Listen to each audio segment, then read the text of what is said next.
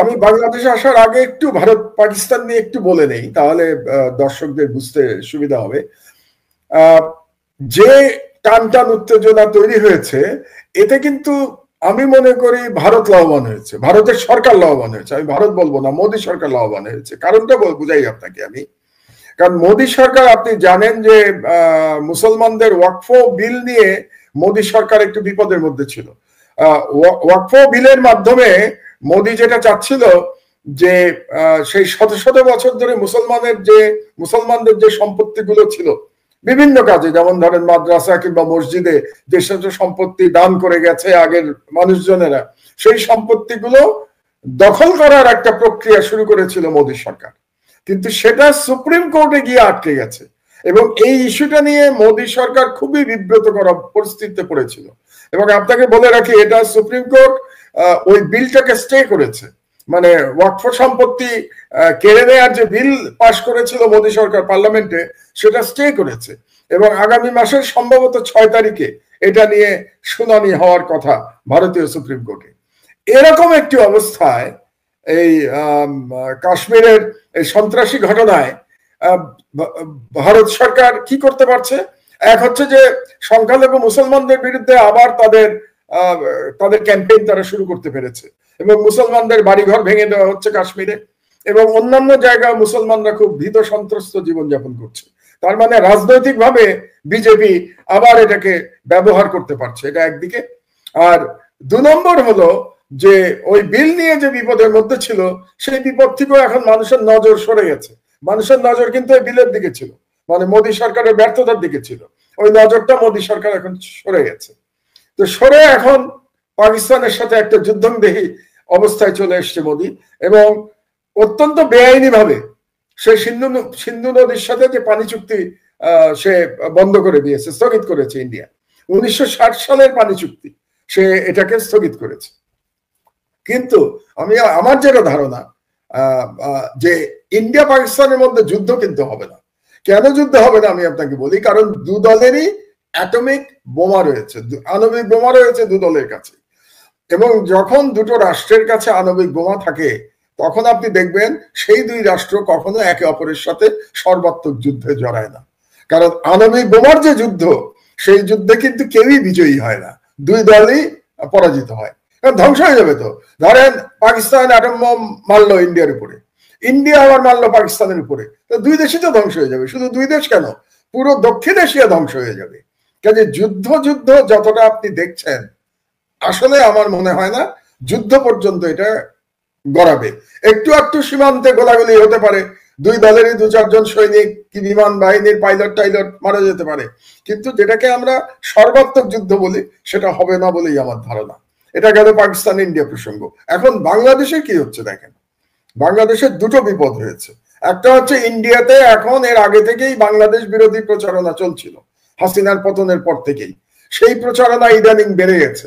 এবং আপনি জানেন ইন্ডিয়ার কোন মিডিয়া, যেটাকে গদি মিডিয়া বলে কারণ এগুলি সরকারের দালাল মিডিয়া, এই সমস্ত মিডিয়াতে ওই কাশ্মীরের ওই ঘটনার সাথে বাংলাদেশকে জড়িত করার অপচেষ্টাও করা হয়েছে এবং মিথ্যা প্রচারণা করা হয়েছে ইন্ডিয়ান মিডিয়াতে একটা।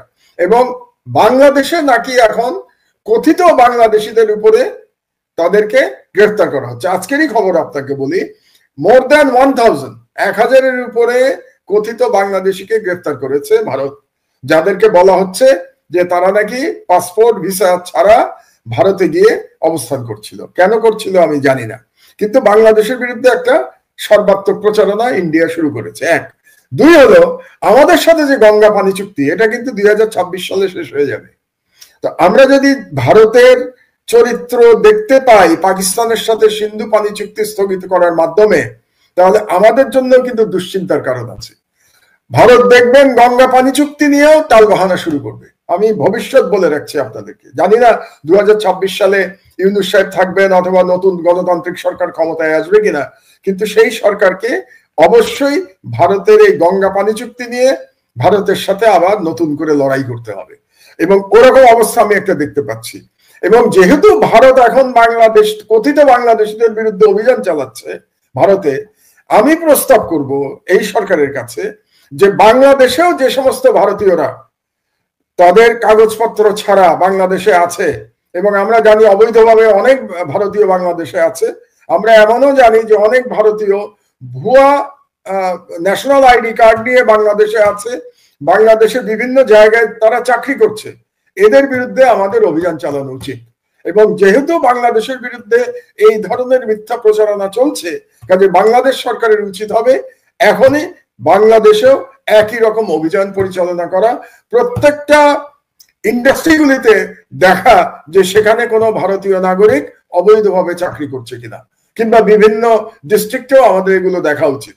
এবং বিশেষ করে আমি মনে করি সেন্সিটিভ জায়গা যেগুলো আছে, আমাদের যে সমস্ত মানে সিকিউরিটির দিক দিয়ে সেন্সিটিভ জায়গা, সে সমস্ত জায়গা আমাদের নজরদারি বাড়ানো উচিত, কারণ যে কোনো সময় ভারত বাংলাদেশে একটা অঘটন ঘটানোর চেষ্টা করতে পারে। তবে মাহমুদ ভাই, ধরেন বাংলাদেশে আমরা যেটা দেখছি যে মানে আমরা কার্যকরভাবে কিন্তু ইন্ডিয়ান এই গদি মিডিয়ার যে প্রচারণা, সেই প্রচারণার কোনো কাউন্টার আমাদের মিডিয়া কিন্তু করছে না। আমাদের মিডিয়া কিন্তু ধরেন আমার দেশ ছাড়া অন্য কোনো পত্রিকায় কিন্তু এর কোনো কাউন্টার নেই। আমাদের টেলিভিশন গুলো বা আমাদের ধরেন সরকার নিয়ন্ত্রিত টেলিভিশন থেকে শুরু করে বেসরকারি টেলিভিশন, কারোরই কোনো কিন্তু প্রতিক্রিয়া আমরা দেখছি না। তো সেই এটা আমাদের জন্য একটা, আমি বলবো একটা, কেন হচ্ছে না আমি বুঝতে পারছি না আর কি। আসলে এখনো আসলে মিডিয়াগুলো তো আসলে স্বাধীন না, মিডিয়াগুলোর মধ্যে এখনো হাসিনার লোকজন তো পূর্ণ বিক্রমে বসা, এবং তারা মনে হয় যেন এই বিষয়গুলো কাউন্টার করতে দিচ্ছে না, যেটা কাউন্টার হওয়া উচিত। পাশাপাশি ধরেন আরো কিছু বিতর্কিত বিষয় ঘটছে, যেটা নিয়ে ধরেন আপনার পত্রিকাতেও নিউজ হয়েছিল। সন্তোষ শর্মা, কালবেলা সম্পাদক, তাকে নিয়ে এক ধরনের মাতামাতি চলছে। আমি বুঝলাম না যে কেন সবাই তাকে নিয়ে, তাকেই আপনার এত হাইলাইটেড করতে হবে, যার বিরুদ্ধে সুনির্দিষ্ট অভিযোগ আছে। আপনার পত্রিকাতেই ছাপা হয়েছে, রিমান্ডে যিনি নির্যাতন করতেন ইসলামিক নেতাদের, রাজনৈতিক দলগুলোর নেতাদের উপরে, তাকে নিয়ে তার বিরুদ্ধে মামলাও হয়েছে। সেই প্রসিডিংসে না যে তাকে নিয়ে এক ধরনের লুফে নেওয়ার একটা চেষ্টা দেখছি আমরা। মানে এগুলো খুবই দুর্ভাগ্যজনক আমাদের জন্য। পাশাপাশি আপনার বিরুদ্ধে একটা মামলা হয়েছে, মানে স্বাধীন বাংলাদেশে আপনার বিরুদ্ধে একটি প্রথম মামলা হয়েছে। বাংলাদেশের প্রথম মামলা আর কি, প্রথম মামলা বাংলাদেশে। আমি কিন্তু জেল খেটেছি। ধরেন মামুদ ভাই, একটা অদ্ভুত ব্যাপার দেখছি যে ধরেন মেঘনা গ্রুপ একটা করাপ্টেড গ্রুপ, এবং ৭১ টেলিভিশন তারা চালিয়েছে টানা ধরেন ১০-১২ বছর।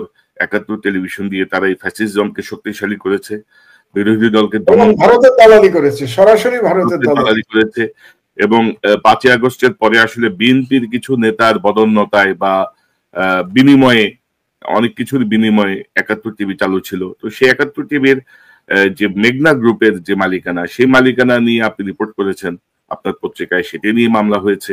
এবং আনফর্চুনেটলি আমি দেখলাম যে আপনি যেটি বলছিলেন যে স্বাধীন বাংলাদেশে যে আপনি জেল খেটেছেন, তখন কিন্তু আমরা কোনো সহযোগিতা দেখি নাই, উদার কোনো দৃষ্টিভঙ্গি দেখি নাই। আপনার মামলা কোর্ট একসেপ্ট করে নিয়েছে, সেখানে কিছু দেখি নাই। পাশাপাশি কিন্তু আমি যদি দেখি যে বিতর্কিত সাংবাদিক ধরেন মুন্নি সাহা বা আরো অনেককেই কিন্তু পুলিশ অ্যারেস্ট করে আনে, সেখান থেকে আবার ছেড়ে দেওয়া হয়। তো এই যে অবস্থাটা আপনি কিভাবে দেখেন আর কি? এবং প্রথম আলো বা ডেইলি স্টার নিয়ে আমরা যখন কথা বলেছি, আমি, ইলিয়াস, পিনাকিদা, আমরা যখন কথা বলেছি, তখন বিএনপি মহাসচিবের গণমাধ্যমের উপর হস্তক্ষেপ, স্বাধীনতার হস্তক্ষেপে একেবারে যান পরাণ বের হয়ে গেছে। তো এখন আমি মানে বিএনপি বা রাজনৈতিক দল বা সুশীল সমাজে কোনো প্রতিক্রিয়া কি আমার দেশ পেয়েছে, বা আপনি এই বিষয়টাকে কিভাবে দেখেন আপনার মতো করে জানি? প্রথমে আমি একটু ভারতের বিরুদ্ধে যে আমাদের বুদ্ধিবৃত্তিক লড়াই, আপনি যেটা দুঃখ করছিলেন যে বাংলাদেশের অধিকাংশ টেলিভিশন এবং প্রিন্ট মিডিয়া এটা করছে না, তো আমি কিন্তু এতে হতাশ নই। কেন হতাশ নই জানেন? এই ভারতের বিরুদ্ধে যে লড়াই বা ফ্যাসিবাদের বিরুদ্ধে যে লড়াই, এই গত ১৫ বছর ধরে, বিশেষত গত ৫ বছর ধরে তো আমি বলবোই, আপনারা তো কয়েকজন চালিয়ে গেছেন সোশ্যাল মিডিয়াতে। আপনি করেছেন, পিনাকি করেছে, ইলিয়াস করেছে, এরকম ডক্টর তাজ হাশমি করেছেন, এবং আরো এরকম কয়েকজন তো আপনারা চালিয়ে গেছেন সোশ্যাল মিডিয়াতে। তখন তো বাংলাদেশের মিডিয়া তো একেবারেই গদি মিডিয়ার মতো ভারতের সব হাসিনার মিডিয়া ছিল এবং ভারতীয় মিডিয়া ছিল। কিন্তু শেষ পর্যন্ত আপনারাই সফল হয়েছেন। এবং আপনারা কিন্তু আজ পর্যন্ত লড়াই চালিয়ে যাচ্ছেন। আমার ভরসার জায়গাটা সেখানেই কোনো, যতক্ষণ পর্যন্ত আপনাদের মতো মানুষেরা সোশ্যাল মিডিয়াতে এভাবে সাহসের সাথে লড়াই চালিয়ে যেতে পারবেন ভারতীয় হেজেমনি আর এই হাসিনার ফ্যাসিবাদের বিরুদ্ধে, ততক্ষণ পর্যন্ত আমি আশাহত হব না। এটা হলো আমার 1 নম্বর কথা। এবং আপনাদেরকে আমি ধন্যবাদ জানাই যে আপনারা এত চাপের মধ্যে থেকেও এবং কোন রাজনৈতিক দল আপনাদের পাশে এসে দাঁড়ায় নেই, এটা সত্ত্বেও আপনারা আপনাদের লড়াই আদর্শ আপনারা অক্ষুণ্ণ রাখতে পেরেছেন। আর দ্বিতীয় যে কথাটা, বাংলাদেশে দেখুন, এই যে আপনি যাদের কথা বললেন, প্রথম আলো বিরুদ্ধে পিনাকি কিছু কথা বলেছিল, ইলিয়াস কিছু কথা বলেছিল এবং এক ধরনের শান্তিপূর্ণ প্রতিবাদ হচ্ছিল, এবং সে কারণে বাংলাদেশের বৃহত্তম দলের মহাসচিব অত্যন্ত মানে আবেগের বশবর্তী হয়ে তিনি অনেকগুলো কথা বলেছিলেন। কিন্তু আমার দেশের বিরুদ্ধে মামলা হয়েছে এ ব্যাপারে কিন্তু কারো মুখে এখন পর্যন্ত কোনো কথা আপনি নিশ্চয়ই শোনেন নাই, আমিও শুনি নাই। তবে জনগণ কিন্তু দাঁড়াচ্ছে, সারা দেশে জনগণ এটার প্রতিবাদে মাঠে নেমেছে। আর এই মামলাটা নিয়ে আমি মামলার মেরিট নিয়ে কিছু বলতে চাই না, কারণ এটা সাব জুডিস। শুধু আপনাকে একটা কথা বলে রাখি, আমরা যে নিউজটা ছাপিয়েছি মেঘনা গ্রুপের বিষয়ে, সেটা কিন্তু সরকারি নথি থেকে, আমরা কোনো কমেন্ট করি নাই, মানে কোনো সাংবাদিকের কোনো কমেন্ট সেই নিউজের মধ্যে নাই। প্রত্যেকটা ইনফরমেশন সরকারি নথি থেকে আমরা কোট করেছি, যেটা সাংবাদিকের দায়িত্ব। যে সরকার মেঘনা গ্রুপের বিরুদ্ধে তদন্ত চালাচ্ছে, তো আপনি একজন সাংবাদিক হিসেবে কনক, আপনি খুব পুরনো সাংবাদিক, বাংলাদেশের কোন গ্রুপের বিরুদ্ধে সরকার যদি তদন্ত চালায়, তো আপনি সেটা প্রকাশ করবেন না আপনার মিডিয়ায়? তো এটা তো আপনার কর্তব্য প্রকাশ করা। এই প্রকাশ করার জন্য আমার দেশের বিরুদ্ধে, আমার বিরুদ্ধে এবং আমার কলিগদের বিরুদ্ধে মামলা হয়েছে। তা আমাকে তো মামলার ভয় দেখিয়ে লাভ নাই। 5 বছর তো জেল খেটেছি, কোন মামলার সংখ্যা তো আমার 125টা, তো না হয় আরো একটা মামলা হলো, তাতে আমার কি যায় আসে, আমি কোর্টে দেখবো। কিন্তু মজার ব্যাপার অন্য জায়গায়, আপনি শুনলে অবাক হবেন। এই যে মামলাটা হয়েছে, মামলার সমন আমার কাছে আসা এবং নিউজের যেদিন ছাপা হয়েছে তার মধ্যে কয়দিন গ্যাপ ছিল জানেন? মাত্র 5 দিন। মানে আজকে মামলা হয়েছে, 5 দিনের মধ্যে সেই আজকে নিউজ ছাপা হয়েছে, 5 দিনের মধ্যে সেই নিউজ কোর্টে আমলে নিয়ে আমার বিরুদ্ধে সমন ইস্যু করা হয়ে গেছে। আপনি কি মনে করেন বাংলাদেশের কোন মামলার ক্ষেত্রে এটা সম্ভব? কিন্তু এই ক্ষেত্রে এটা হয়েছে। আচ্ছা, আপনি ভাবুন তো যে মেঘনা গ্রুপের তো টাকার কোনো অভাব নাই, মানে তদন্ত যে পরিমাণ টাকার হচ্ছে এটা চিন্তা করলে তো আমাদের অজ্ঞান হওয়ার অবস্থা। 1 লক্ষ কোটি টাকার কথা বলা হচ্ছে, যে কর ফাঁকি কিংবা মানি লন্ডারিং এর পরিমাণ 1 লক্ষ কোটি টাকা। সেখানে মেঘনা গ্রুপের জায়গায় যদি কোনো দরিদ্র ব্যক্তি মামলা করত, তার মামলা কি 4 দিনের মধ্যে বাংলাদেশের কোনো আদালত গ্রহণ করতে বলে আপনার ধারণা? কিন্তু বাংলাদেশের এই আদালত 4 দিনের মধ্যে শুধু মামলা গ্রহণ করে নাই, সমন পর্যন্ত আমার অফিসে পাঠিয়ে দিয়েছে। এবং যখন সমন পাঠিয়েছে তখন আমি টার্কিতে, তখন আমি ছিলাম না বাংলাদেশে। এটা গেল একটা। আর একটা দেখুন, মানে এটাই হচ্ছে সব থেকে দুর্ভাগ্যজনক ব্যাপার, যে তার মানে বিচার বিভাগের পরিবর্তন তো কিছু হয় নাই। এখনো তো বিচার বিভাগ শক্তিশালী মানুষের কথায় ওঠে আর বসে, তা না হলে তো এই ধরনের কাজ হতে পারতো না, 5 দিনের মধ্যে সমন ইস্যু হয়ে যেত না, তাই না? এবং আরো ব্যাপার আছে, এই আপনি কি করবেন? আপনি যদি কোনো মানে নিউজে আপনি আপত্তি থাকে, তাহলে প্রথম কি করবেন? আপনি প্রতিবাদ পাঠাবেন। সেই প্রতিবাদ ছাপা না হলে আপনি কি করবেন? আপনি প্রেস কাউন্সিলে যাবেন। প্রেস কাউন্সিলে যদি বিচার না পান, তাহার পরে আপনি আদালতে যাবেন। এটাই তো সিস্টেম, আমরা তো তাই জানি। অবাক হবে শুনলে, এই নিউজের কোনো প্রতিবাদ কিন্তু আসে নাই আমাদের কাছে। প্রতিবাদ আসার আগেই মামলা রুজু হয়ে গেছে। শুধু মামলা রুজু হয় নাই, মামলা অ্যাকসেপ্টেড হয়ে গেছে, মামলা কগনিজেন্সে নিয়ে সমন ইস্যু হয়ে গেছে। কোর্ট থেকেও জিজ্ঞাসা করা হয় নাই যে আপনি কি প্রতিবাদ দিয়েছেন? তো প্রতিবাদ দিলে প্রতিবাদ কোথায়? এটা হচ্ছে বাংলাদেশের বিচার বিভাগের অবস্থা। এখন আমি জানি না, আইনমন্ত্রী তো জুলাই বিপ্লবে জড়িত ছিলেন, আসিফ নজরুল সাহেব, আপনি বললেন উনি বই লিখেছেন জুলাই বিপ্লব নিয়ে, তো তিনি কি জানেন তার নিম্ন আদালত কিভাবে পরিচালিত হচ্ছে? তো আমি আশা করি তিনি না জেনে থাকলে তিনি খবর নেবেন যে কিভাবে 4 দিনের মধ্যে আমার দেশের বিরুদ্ধে মামলা গ্রহণ করা হলো। মাহমুদ ভাই উনি সবই জানেন এবং সবই ওনার ইশারাতেই হচ্ছে। মুন্নি সাহা শাওনদের কিছু হয় না। পাশাপাশি আপনি জানেন যে সাম্প্রতিক সময় আমি একটা প্রোগ্রাম করি, আমার ফেসবুকে একটা পোস্ট দিয়েছি, যে ডেস্টিনি চেয়ারম্যান জেনারেল হারুন, মানে তার সাথে আসামি সবাই 12 বছর 3 মাস করে জেল খাটছে, 12 বছর সাজা 3 মাস অতিরিক্ত খাটছে। আর জেনারেল হারুন 58 দিন জেল খেটে জামিন পেয়ে বের হয়ে গেছে, এবং এর আগে 7 দিন জেলে ছিল, মানে প্রথম যখন আত্মসমর্পণ করে সবাই। তো তার টোটাল জেলের লাইফ হচ্ছে 58 প্লাস 7 দিন, আর অন্যদের হচ্ছে 12 বছর 3 মাস। এই হচ্ছে আইনের শাসন। এবং এই ক্ষেত্রে হচ্ছে ওনার বয়স বেশি, ওনার হাঁটুতে ব্যথা, ওনার কোমরে ব্যথা, বুঝছেন তো? এই হচ্ছে আইনের শাসনের অবস্থা। ওই যে আমরা বলি না, বিচার নাকি সবার জন্য সমান, নাকি বলি আইন সবার জন্য সমান, দেখা যাচ্ছে আইন সবার জন্য সমান না। এটাই সত্য কথা। সবকিছু আদিষ্ট এবং নির্দেশিত, এবং আপনার বিরুদ্ধে মামলাটা টেস্ট কেস। আমরা আশা করি আমাদের বিরুদ্ধে আরো কিছু মামলা শুরু হবে আর কি। আপনাদের দিয়ে শুরু হয়েছে, তো এখন আস্তে আস্তে আমাদেরকেও ঢোকাবে আর কি। আমরা প্রস্তুত আছি। আসিফ নজরুল, মানে হাসিনারে গুনলাম না ভাই, হাসিনারে পাত্তা দিলাম না 2 পয়সার। এখন আসিফ নজরুলদেরকে আমার করতে হবে, মানে মানতে হবে তাদের সকল কিছু অন্যায়, তাদের সবকিছু মেনে সহ্য করে যেতে হবে। এই অবস্থা আমরা এখন, ইনশাল্লাহ এই অবস্থা কখনো ঘটবে না বাংলাদেশে, আমাদের ক্ষেত্রে অন্তত। আমি একটা বলতে পারি, এবং আপনাদের প্রতি আমার বিশ্বাস আছে, যে আমাদের যে লড়াই, সেই লড়াই তো ক্ষমতার জন্য এই লড়াই তো ছিল না, এই লড়াই তো ছিল একটা আদর্শের জন্য লড়াই ছিল, তাই না? আমরা আদর্শের জন্য লড়াই করেছি, বাংলাদেশের জনগণের অধিকারের জন্য লড়াই করেছি, গণতন্ত্রের জন্য লড়াই করেছি, এবং বাংলাদেশের সার্বভৌমত্বের জন্য লড়াই করেছি। এবং এই লড়াই করেই তো 71 বছর বয়স পার করেছি। এবং এই লড়াই আল্লাহ যেন মৃত্যু পর্যন্ত আমাদেরকে তৌফিক দেন এই লড়াইকে অব্যাহত রাখার জন্য। না, ইনশাল্লাহ মাহমুদ ভাই, ইনশাল্লাহ এভাবেই চলবে।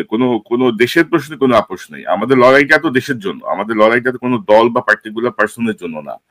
এবং ডক্টর ইউনূস যদি আমরা কিন্তু বারবার বলছি, ডক্টর আসিফ নজরুল গং সহ একটা গ্রুপ, যাদেরকে আমরা বলছি যে আপনি সরান, দেশের স্বার্থে সরান, আপনার সরকারের স্বার্থে সরান, উনি কিন্তু শুনছেন না।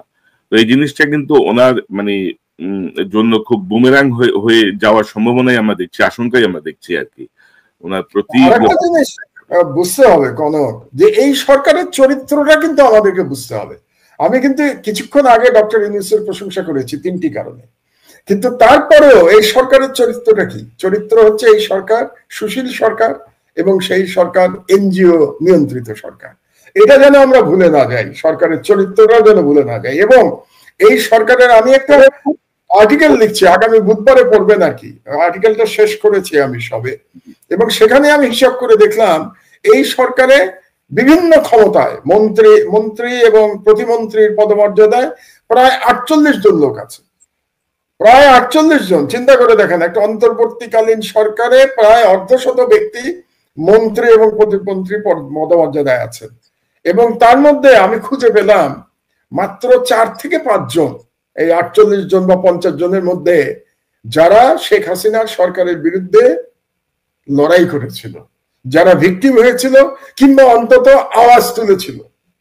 90% শেখ হাসিনার সরকারের সময় হয় নীরব ছিল অথবা সুবিধাভোগী ছিল। তো that is the character of this government. আমরা এটা যেন ভুলে না যাই। কিন্তু দুর্ভাগ্যবশত, আপনি কি রাজনৈতিক যে সরকার আসবে ইলেকশনের পরে, আপনি কি মনে করেন তারা আসলেও এই সুশীলদের খপ্পর থেকে তারা বেরোতে পারবে? আপনি তো একটু আগে আপনি যে প্রশ্নটা করলেন, আমি অন্যদিকে চলে গেছিলাম সন্তোষ শর্মা নিয়ে। এই সন্তোষ শর্মার মতো লোকদের নিয়ে তো এখনই টানাটানি শুরু হয়েছে, তাই না?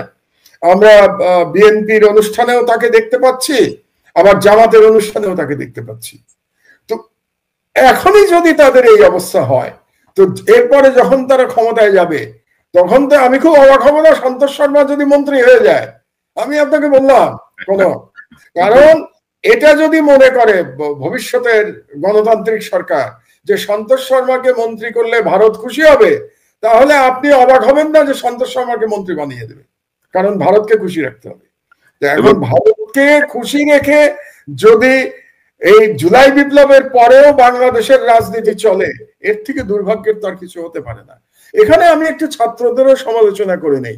মুশকিল হচ্ছে আমরা সবাইকে শত্রু বানিয়ে ফেলছি, বুঝলেন? আপনারাও বানাচ্ছেন, আমিও বানাচ্ছি। ছাত্ররা পারল না কেন?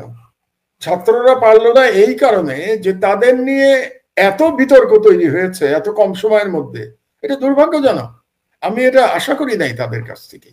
আমি কিন্তু এদেরকে, এরা তো বয়সের সব আমার সন্তান তুল্য, কিন্তু তারপরেও তারা যেহেতু লড়াই করেছে, তারা জীবন দিয়ে বাংলাদেশকে স্বাধীন করেছে আবার নতুন করে, এবং বিএনপির অনেক নেতা এটাকে দ্বিতীয় স্বাধীনতা না মানলেও আমি কিন্তু এটাকে দ্বিতীয় স্বাধীনতাই মনে করি। কারণ গত 15 বছর আমি তো অন্তত স্বাধীন ছিলাম না, আপনিও ছিলেন না, আপনি তো বাংলাদেশে যেতে পারতেন না, আপনার ফ্যামিলিকে নিয়ে আসতে হয়েছিল, তাদের তাদের জীবন হুমকির মধ্যে পড়েছিল। কাজে আপনার জন্য, আমার জন্য, আমাদের পরিবারের জন্য বাংলাদেশ স্বাধীন ছিল না, আমাদের জন্য এটা দ্বিতীয় স্বাধীনতা। এই জন্য আমরা আমাদের কৃতজ্ঞতার শেষ নাই এই ইয়াং জেনারেশনের প্রতি। এবং মাহমুদ ভাই বিএনপির গুটিকতক নেতার বাইরে 90% জনগণের জন্য এটা দ্বিতীয় স্বাধীনতা। সেই তো, কিন্তু দুর্ভাগ্যের বিষয়টা হলো আমরা এই দ্বিতীয় স্বাধীনতা প্রাপ্তির জন্য এই ইয়াং ছেলেদের যতটা কৃতজ্ঞতা জানালাম, যতটা সম্মান জানালাম, তারা কি এই সম্মানের মর্যাদা রাখতে পারলো?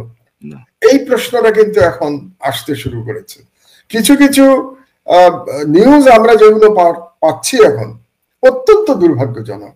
এটা তো আমরা আশা করি নাই।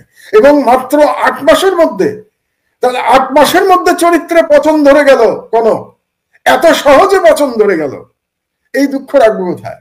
আমরা তো ধারণা করেছিলাম এই বিপ্লবের পরে আমাদের রাজনীতির গুণগত পরিবর্তন ঘটবে, অন্তত পুরনো রাজনীতিবিদ যারা আছে তাদের পরিবর্তন না ঘটলেও তরুণদের পরিবর্তন ঘটবে। এখন সেই পরিবর্তনও যদি আমরা দেখতে না পাই, তাহলে কোন বাংলাদেশের দিকে আমরা তাকিয়ে থাকবো? আসলে মাহমুদ ভাই, আমার কাছে যে খবর, সেই খবর হচ্ছে যে ধরেন তরুণদের এই নেতৃত্বকে আসলে প্রপারলি কোনো সিনিয়র রাজনীতিবিদও গাইড করে নাই, সুশীল যাও কেউ গাইড করে নাই, যারা রাজনীতি বোঝে বা দেশপ্রেমিক। তারা খপ্পরে যে পড়ছে আপনার বাংলাদেশের এবং বাইরের গোয়েন্দা সংস্থার, যেই গোয়েন্দা সংস্থার অধিকাংশই হচ্ছে হাসিনার পোষ্য। তো তারাই অ্যাকচুয়ালি তাদেরকে ডিরেইল করার জন্য একটা ভূমিকা রেখেছে। এটা আমি বিভিন্ন সূত্রে যা জেনেছি বললাম। আমরা মাহমুদ একটা গুরুত্বপূর্ণ প্রশ্ন আনতে চাই। আপনি বলছিলেন যে এই অন্তর্বর্তীকালীন সরকারে প্রায় 48-50 জন বিভিন্ন সিনিয়র সচিব, মন্ত্রী, প্রতিমন্ত্রীর মর্যাদায় আছেন।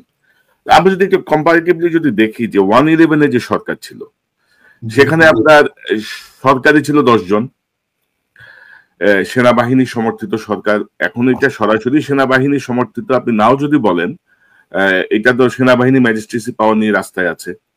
কিন্তু 111-এর সময় যদি চাঁদাবাজি, দখলবাজি বা আইন শৃঙ্খলা পরিস্থিতি অন্তত 9-10 মাস খুবই স্মুথ ছিল, সেই জায়গাটায় কম্পেয়ার করলে কিন্তু এখন একটা ভয়াবহ অবস্থা। আপনাদের যে সেমিনার রাওয়াতে ছিল, সেই রাওয়াত সেমিনারের থেকে আমি যদি আপনাকে একটু যদি দেখাই আপনাদের যে বক্তব্য, সেখানে ডক্টর আব্দুল্লাহ ইউসুফ বলেন, যিনি আরেকজন কিনোট স্পিকার ছিলেন সেনাবাহিনীর পক্ষ থেকে, তিনি বলছিলেন যে সশস্ত্র বাহিনী কি শুধুই বহিস্থ স্বাধীনতা এবং সার্বভৌমত্ব রক্ষার দায়িত্বে থাকবে, নাকি অভ্যন্তরীণ স্বাধীনতা এবং সার্বভৌমত্ব রক্ষায়ও তাদের অংশগ্রহণ থাকবে? বিষয়টি স্পষ্ট না থাকার কারণে রাজনৈতিক দলগুলো সামরিক বাহিনীকে নিজেদের ক্ষমতা সুসংহত করার লক্ষ্যে যথেচ্ছার ব্যবহার করেছে। এবং আপনি কিন্তু যারা গুম খুনের সঙ্গে জড়িত তাদের বিচারের ব্যাপারে প্রস্তাব দিয়েছেন। আপনি কিন্তু সেনাবাহিনীর সঙ্গে সরকার এবং রাষ্ট্রপ্রধানের সমন্বয় করার জন্য জাতীয় নিরাপত্তা উপদেষ্টার পদ সৃষ্টির একটি প্রস্তাব করেছেন। তো আমি যেটি বলতে চাচ্ছি যে গত 15 বছরে এই শেখ হাসিনার শাসনে সেনাবাহিনীর মধ্যে কি কোনো গুণগত পরিবর্তন আসলো? যে 111-এর সময় সেনাবাহিনীর যে ভূমিকা আমরা দেখলাম, মানে অন্তত আইন শৃঙ্খলা পরিস্থিতি বা সবকিছু মিলিয়ে, এবার কিন্তু সেটি হচ্ছে না। এবার যথেচ্ছ চাঁদাবাজি। আমি একটু এখানে দ্বিমত করব। আসলে সেনাবাহিনীর যে অবক্ষয়, এটা 111-এর মাধ্যমে শুরু হয়েছিল। কারণ 111-এর সরকার এসেছিল এই ভারতীয় ষড়যন্ত্রের মাধ্যমে। তো তখন থেকেই এই সেনাবাহিনীর যেটাকে বলে না নীতিভ্রষ্ট হওয়া শুরু হয়েছিল। আর একটা বড় ব্যাপার হলো যে 111-এর সাথে এবারকার একটা পার্থক্য আছে। পার্থক্যটা হলো যে এবারের বিপ্লব হয়েছে কিন্তু একটা রাজনৈতিক সরকারের বিরুদ্ধে বিপ্লব হয়েছে, এবং বিপ্লব হওয়ার পরে সেনাবাহিনী ক্ষমতা নেয় নাই তো। বিপ্লব হওয়ার পরে বিপ্লব যারা করেছে তাদের পছন্দ মতো সরকার গঠিত হয়েছে, এবং বিরোধী দল যারা ছিল তাদেরকে কোনো আক্রমণ করা হয় নাই। আপনার যদি মনে থাকে ১/১১-র পরে বিএনপিকে তো ধূলিসাৎ করে দেওয়া হয়েছিল ১/১১ সরকারের পরে, এবং সেটাকে জাস্টিফাই করার জন্য, আমি আবারও বলবো, বিএনপির উপরে জাস্টিফাই করার জন্য আওয়ামী লীগের উপরেও কিছু আক্রমণ করা হয়েছিল। মানে আসল টার্গেট ছিল বিএনপিকে ধ্বংস করা, এবং এটা করার জন্য যাতে একেবারে চোখে না পড়ে এই জন্য আওয়ামী লীগেরও কিছু লোককে গ্রেফতার করা হয়েছিল, তার মধ্যে শেখ হাসিনাও ছিলেন, তিনিও গ্রেফতার হয়েছিলেন। কিন্তু এবার তো কোনো রাজনৈতিক দলের প্রতি সেইভাবে যারা বিরোধী আছেন, আওয়ামী লীগ তো পালিয়ে গেছে, ওদের কথা আলাদা, কিন্তু অন্যান্য দলের প্রতি তো কেউ আক্রমণ করে নাই। তো এই কারণে অন্যান্য দলের পক্ষে দলের মধ্যে যে শৃঙ্খলা আসা উচিত ছিল, এটার দায়িত্ব কিন্তু রাজনৈতিক দলের, এটার দায়িত্ব সরকারের না। রাজনৈতিক দলেরই দায়িত্ব ছিল তাদের কর্মী নেতাদের কন্ট্রোলে রাখা, নিয়ন্ত্রণে রাখা। এটা গেল এক। আর দ্বিতীয় হলো যে এইবার কিন্তু একটা বিপ্লবের মাধ্যমে সরকার এসছে, আর ১/১১ সরকার এসেছিল ষড়যন্ত্রের মাধ্যমে, ওটা একটা মিলিটারি কু ছিল। তো বিপ্লবের মধ্যে যে সরকার আসে, বিপ্লবের পরে কিছুটা সমাজে বিশৃঙ্খলা থাকে, কাজেই সেটা আপনাকে ওই যে কি বলে with a pinch of salt আপনাকে একটু মেনে নিতে হবে, যে বিপ্লবের পরে একটু বিশৃঙ্খলা মেনে নিতে হবে। কাজে ১/১১ সরকারের চরিত্র এবং এবারের সরকারের চরিত্র একেবারেই আলাদা। আর আমরা কিন্তু ১/১১ সরকারের মতো কোনো সরকার দেখতে চাই না, বরং আমি মনে করি যে বর্তমান সরকার যেভাবে আছে সেভাবে তারা তাদের ভুলভ্রান্তি থেকে মুক্ত হোক। যেমন আপনি ম্যাজিস্ট্রেসি পাওয়ারের কথা বললেন, সেনাবাহিনীর ম্যাজিস্ট্রেসি পাওয়ার আছে, কিন্তু তারা তো কোনো বাড়াবাড়ি করছে না। ১/১১ পরে তো বাড়াবাড়ি করা হয়েছিল, আপনি তো নিশ্চয়ই চান না যে সেনাবাহিনী বাড়াবাড়ি করুক। তো কাজেই আমি মনে করি এই দুটো আমরা তুলনা না করি।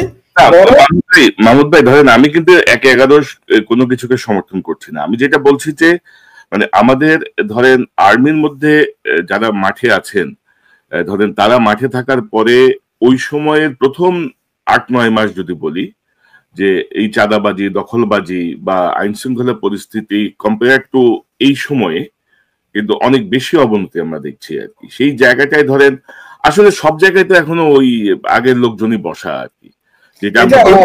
ব্যাপার আছে, ১/১১ পরে সব রাজনৈতিক দলেরই চাঁদাবাজরা পালিয়ে গেছিল ১/১১ পরে। এবার কি সব রাজনৈতিক দলের লোকজন পালিয়ে গেছে? তা তো যায় নাই। তো আপনার এই পার্থক্যটা তো বুঝতে হবে।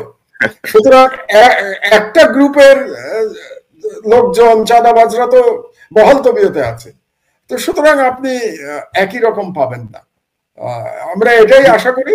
তবে আমি আশা করব যে এই সরকার মানে আরেকটু শক্তভাবে রাষ্ট্র চালাবে। আপনার মনে আছে আমি ঢাকায় ফিরেই একটা কথা বলেছিলাম ইউনূস সাহেবকে উদ্দেশ্য করে, যে আইদার রুল অর কুইট, হয় আপনি শাসন করুন নাহলে আপনি চলে যান।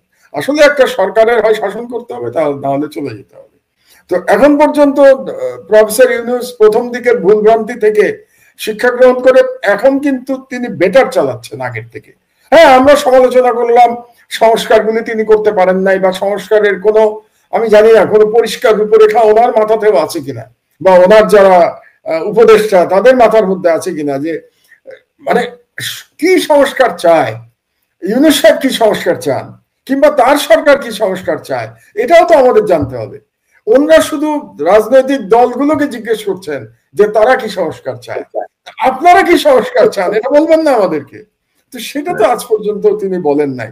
আমি যেটা আশা করব যে ধরেন ইউনূস সাহেব বলেছেন যে ডিসেম্বর থেকে জুনের মধ্যে নির্বাচন হবে, তা আমি ইউনূস সাহেবের কথায় আস্থা স্থাপন করতে চাই যে ডিসেম্বর থেকে জুনের মধ্যে নির্বাচন হবে, এবং নির্বাচনে যে সরকার আসবে সেই সরকার একটা ভালো শাসন উপহার দেবে বাংলাদেশকে, এটা আমি আশা করতে চাই। কিন্তু সেই সরকার আসার আগে দুটো কাজ করতে হবে, বিচার সম্পন্ন করতে হবে। অন্তত যারা গণহত্যার জন্য দায়ী, যারা বাংলাদেশের অর্থনীতি ধ্বংস করবার জন্য দায়ী, তাদের বিচার সম্পন্ন হতে হবে, এটা এক। আর দুই, অন্তত একটা সংস্কারের ব্যাপারে ঐক্যমত হতে হবে। কোন সংস্কার? যে সংস্কারের ফলে আমরা কনফার্ম করতে পারবো যে আবার হাসিনার মতো আর এক স্বৈরাচার বাংলাদেশে মাথা ছাড়া দিয়ে উঠবে না। এই দুটো বিষয়ে যদি ঠিক না করে নির্বাচন দেওয়ার সুযোগ প্রফেসর ইউনূসের নাই। কাজে আমি মনে করি যে এখন পর্যন্ত সরকার সংস্কারের ব্যাপারে এবং বিচারের ব্যাপারে যে স্পিডে কাজ করেছে তাদের স্পিড অনেক